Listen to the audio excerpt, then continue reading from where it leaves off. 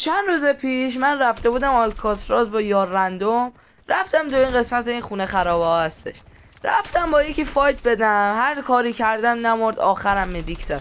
بعد دیدم که این یارش اومد و بله منو با مفری زدن و اینقدر سطح بازیشون پایین بود.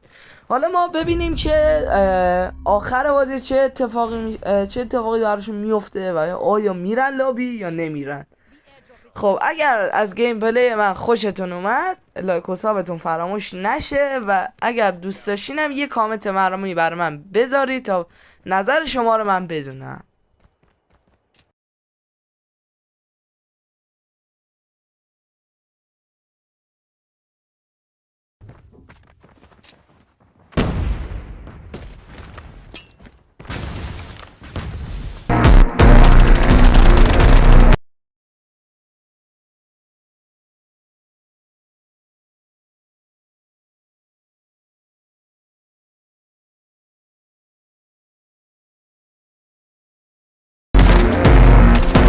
Bye.